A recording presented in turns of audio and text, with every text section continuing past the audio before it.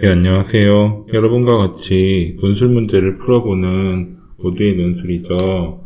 자, 취업을 희망하시고 준비하시는 분들, 이번에 시험이 하나 있었어요.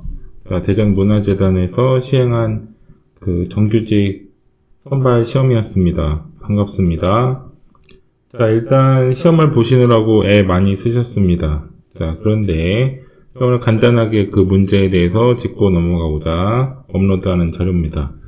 자, 문제는 두 개가 나왔어요.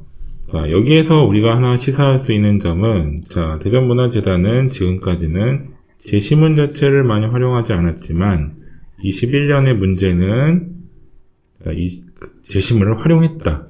제시문이 나왔어요. 자, 제가 예전에 그 문화재단을 자료 올리면서 말씀드렸죠. 우리는 경우의 수가 두 개 있다. 경우의 수가 두 개 있는 게 뭐냐면, 하나는 제시문을 활용하는 방식, 그리고 하나는 제시문이 없고 문제가 구체적으로 나오는 방식.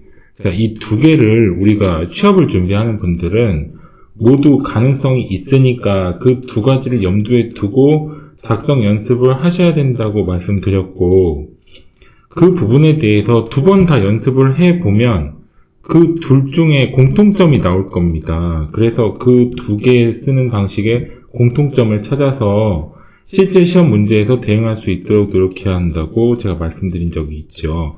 그러니까 시험을 준비하는 분들은 제시문이 있는 경우를 감안하고 제시문이 없는 경우도 감안해서 답안 작성을 있을 때의 답안 작성, 없을 때의 답안 작성 모두 연습을 하셔야 된다는 거 자, 꼭 염두에 두시고요. 이번 문제를 약간 분석을 해보죠. 자, 제시문을 중략하겠습니다. 그리고 1번 문제에서는 문화분권과 문화자치시대 그리고 재단이 문화자치를 실현할 두 가지 방법을 서술하세요 라는 문제가 나왔어요. 자, 제가 유튜브에다 1월 13일 날 그 당시에 올해 문화재단은 이러이러한 방향으로 나올 것이고 문화재단의 준비를 하는 분들은 기본적으로 이 재단이 어떤 상황에 있고 그리고 이 상황에 따라서 무엇이 필요한지를 읽어야 한다.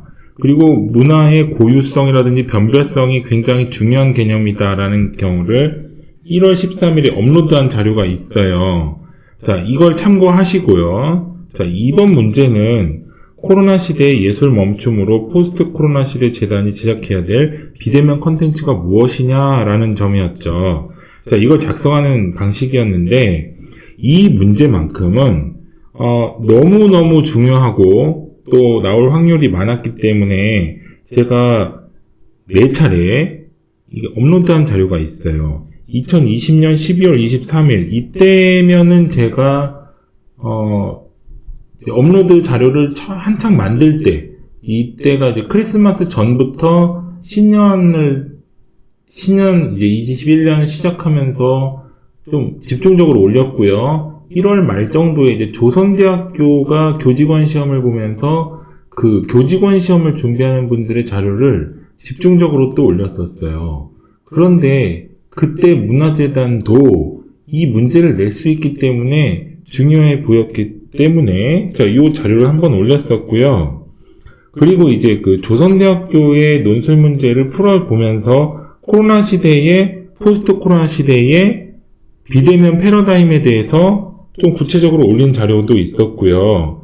그리고 21년 2월 21일 날 두 개를 더 올렸습니다. 그 이유가 계속 작년에 이어서 코로나와 관련된 비대면 패러다임을 어떻게 적용할 것이냐가 너무 중요했고 작년에 채용하지 않은 기관도 있기 때문에 혹은 채용 인원이 적은 인원도 있었기 때문에 그런 기관에서는 반드시 낼 필요가 있어서 이 부분만큼은 꼭 풀어봐야 된다라는 그런 측면에서 좀 여러 번 풀어드렸던 문제였습니다.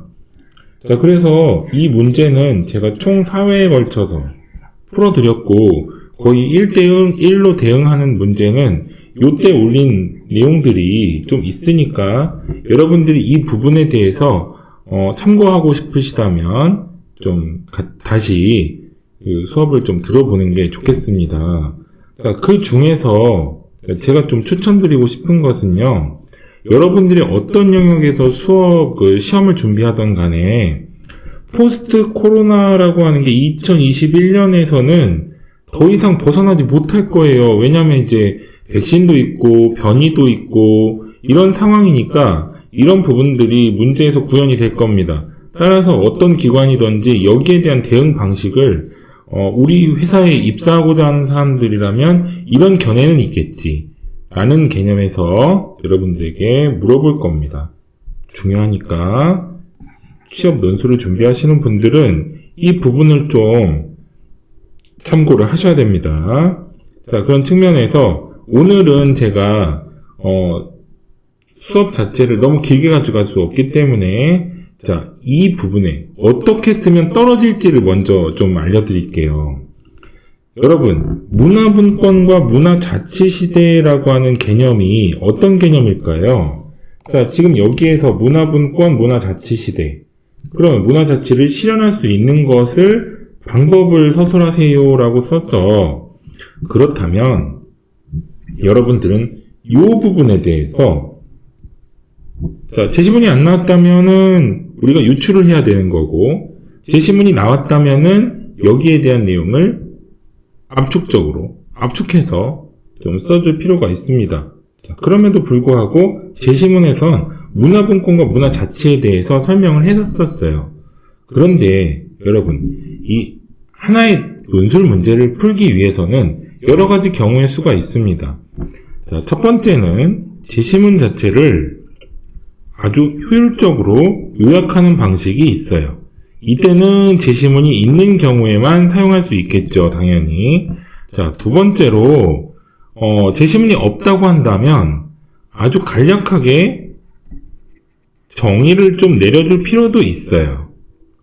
왜냐하면 지금 여기에서 무엇을 서술하라고 했나요? 문화자치를 실현할 방법을 서술하세요가 이 문제가 가장 중요하게 가지고 가는 요구사항입니다. 그러면 문화자치가 어떤 방법으로 실현될지를 서술하기 위해서는 그 반대의 개념을 한번 생각해 볼 수 있어요. 자, 이걸 뭐라고 하냐면 대조의 서술 방식이라고 합니다. 예를 들면 이런 거죠. 문화분권과 문화자치 시대가 잘 이루어지지 않았다면 어떤 문화 콘텐츠가 있을까를 생각해 볼 수 있죠. 그렇다고 한다면 아주 가까운 사례로 이제 블랙리스트라고 하는 개념이 있었죠. 어떤 특정 콘텐츠를 블랙리스트에 포함시켜서 이 콘텐츠만큼은 배제하거나 배타적이거나 이런 개념이 문화분권, 문화자치 시대에 우리가 잘 실현되지 않았을 때의 사례입니다. 그렇다고 한다면 문화분권과 문화자치 시대가 기본적으로 잘 실현이 된다면 어떤 사회가 되나요? 콘텐츠의 다양화 그리고 편견 없는 콘텐츠의 범위를 실현할 수 있겠죠. 자, 이게 이해되시나요? 자, 블랙리스트와 같은 사례는 특정 콘텐츠가 배제되는 사회고, 콘텐츠가 다양화되고, 편견이 없는 콘텐츠, 그냥 작품 그 자체로 이해한다. 작품은 어떤 사회적인 가치나 사회적인 어떤 편견, 그리고 사회적인 시각에 의해서 그 문화를 이해할 수 없게 만들면 그건 안 되는 거죠. 당연히 편견이 없는 콘텐츠가 실현되려면 결국에 인식 변화가 필요하겠네요. 그리고 예술, 문화 등에 대해서 보다 더 편견 없는 시각이 필요할 겁니다. 그러면 지금 여기 1번에서 물어보는 문제가 무엇인가요? 문화분권과 문화자치시대. 얘가 이쪽으로 오겠죠. 그리고 반대되는 사례를 소개해주면 이 부분에 대한 서술이 어느 정도 해결이 된다는 겁니다.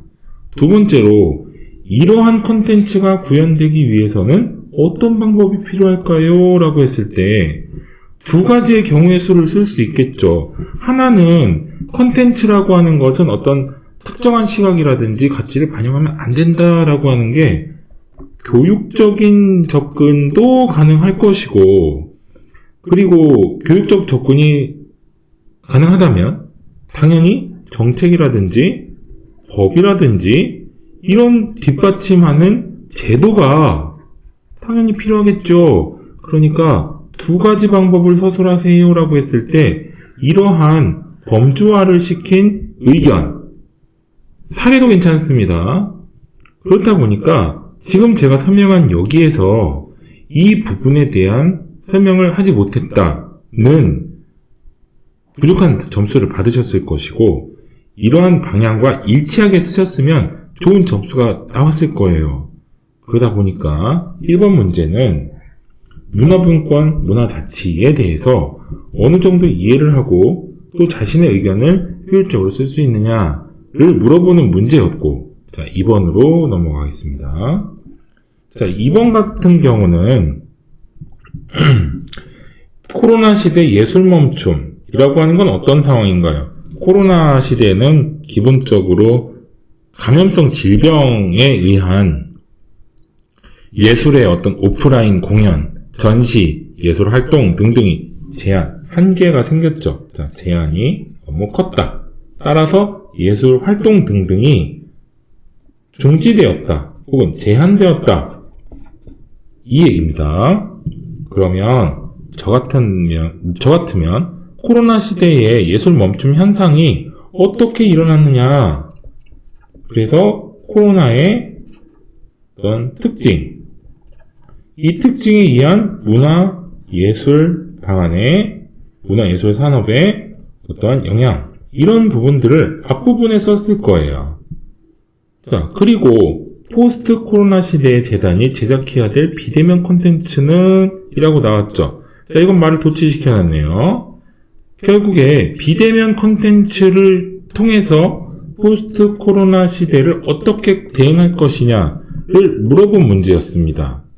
그러니까 1번 문제에서는 문화분권, 문화자치 대응시켜서 어떻게 쓸 것이냐, 효율적으로 쓸 것이냐. 2번 문제에서는 코로나 시대 어떤 현상이 일어났으니 이후에 일어날 수 있는 경우의 수에 따라 포스트 코로나 시대에서, 즉 코로나라고 하는 게 갑자기 일어난 게 아니죠. 그 전에 메르스도 있었고요, 사스도 있었고요, 에볼라도 있었고요. 이러니까 포스트 코로나 시대라고 하는 건 변이가 될 수도 있고, 코로나의 어떤 그 확산일 수도 있고, 다른 감염성 질병일 수도 있겠죠. 그렇다 보니까 이런 현상이 나타난다면 비대면 콘텐츠는 어떻게 구현하고 어떻게 홍보하고 어떻게 향유할 수 있도록 만들 것이냐.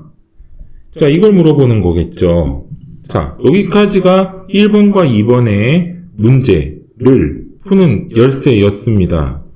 자, 그러면 여기에서 어떤 분들이 좋은 점수를 받지 못했을지 유추해 보도록 하겠습니다. 자, 첫 번째로 문화분권과 문화자치 시대. 자, 위에서 제시문이 나왔듯이 그 내용들을 분권, 자치, 자, 이 내용에 대해서 내용을 정의하고 사례 작성하고, 자, 여기까지 좋아요. 그런데 여기에서 분량 조절에 실패하신 분들, 이분들이 가장 치명적인 타격을 입었을 겁니다. 물론 문화분권, 문화자치가 포괄적이고 추상적인 개념이니까 이거 자체가 이해가 되지 않은 분들이 맨 먼저 탈락하셨을 거고, 두 번째로 분량 조절을 실패해서 그 뒤에 이 내용을 쓰지 못한 분들이 부분 점수를 받으셨을 거예요. 그러다 보니까 지금 이것은 이 문제가 무엇을 요구하는지를 이해하셔야 돼요.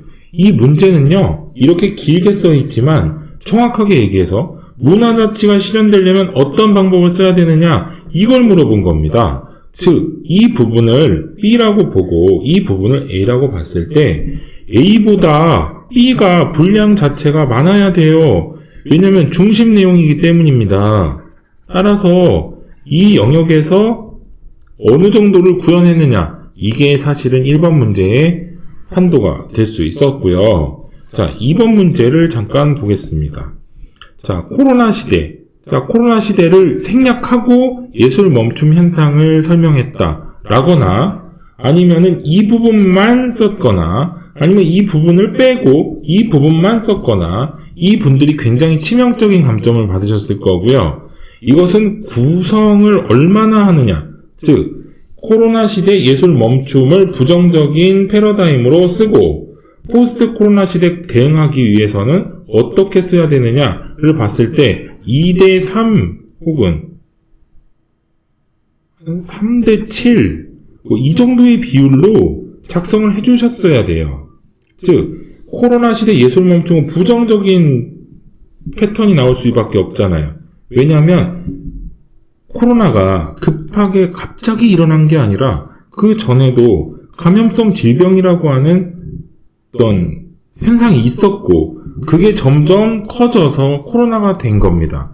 그러다 보니까 코로나 시대 예술 멈춤은 어떠어떠했다를 3 정도의 비율로 30%의 비율로 작성해 주시고 재단이 제작해야 될 비대면 콘텐츠는 대응 방안이죠. 그러다 보니까 이게 중심 내용이 될 겁니다. 이 중심 내용을 작성하기 위해서는 이 부분을 길게 그러니까 제작해야 될 비대면 콘텐츠의 특징이라든지 아니면은 비대면 콘텐츠의 요소라든지 필수 요소겠죠. 등등을 써주셨다면 기대할 수 있었던 답안이었습니다. 자, 1번과 2번을 총 제가 올린 내용이 1월 13일 한번 1번에 1월 13일, 2월 21일, 작년 12월 23일 이렇게 3번이나 올려드렸으니 이 부분에 대해서 어떻게 접근하는지 보시고 제가 추천드리고 싶은 거는요. 기본적으로 제가 여기에 대해서 문화재단이라고 하는 범주 안에서 올리긴 올렸지만 보건복지부, 산하, 기관이라든지 아니면은 다른 대학 교직원, 논술 문제라든지 이런 부분들을 좀 포괄적으로 올렸어요. 그러니까 기본적으로 최근에 이슈화된 내용들을 여러분들이 답안지에 잘 구현하기 위해서는 일단은 저것만 제외하세요. 대학 입시 논술 문제만 제외하시고 시간 나실 때 좀 들어보시고 그 다음에 자기가 한번 작성을 해보세요. 초안을. 그래서 여기에 대해서 첨삭도 한번 받아보세요. 그러면 여러분들이 이 분야에서 취업하시는데 큰 도움이 될 겁니다. 자, 작가의 이메일은 이미 공개가 되어 있으니까 여기로 보내주시면 여기에 대해서는 어떤 부분에서 어떻게 나왔고 그리고 이 답안지 같은 경우는 몇 점 정도를 기대할 수 있고 그리고 어떤 부분을 개선해야 되고 이런 부분들을 제가 첨삭해서 이메일로 답변 드리도록 하겠습니다. 일단 이번에 시험 보신 분들 너무 고생 많으셨고요. 자, 일단은 논술 영역에서의 그 배수가 얼마나 될지 모르겠지만 오늘 이제 합격과 불합격이 결과 통보가 됐겠죠. 자, 결과 통보 받아서 합격하신 분들 너무 축하드리고요. 그리고 안타깝지만 합격을 못하신 분들도 있을 겁니다. 너무 낙담하지 마시고 여러분들의 역량이 부족해서 떨어진 게 아닙니다. 여러 번 써보지 못해서 떨어진 거니까 그 부분에 대해서는 너무 상심하지 않았으면 좋겠습니다. 자, 제가 오늘 너무 늦은 시간까지 이게 올린 이유는 이 문화재단 문제를 여러분들이 많이 관심을 가져주셨어요. 그런데 불구하고 제가 올린 내용이 있는데도 불구하고 안타깝게 떨어진 분들도 계시고 다행히 또 합격하신 분들도 있기 때문에 또 시간이 너무 지나면 여러분들이 궁금해하실 그 시간적인 갭이 너무 넓다면 이 내용에 대해서 관심이 없어질까봐 오늘 업로드를 하도록 하겠습니다. 오늘 고생 많으셨습니다. 감사합니다.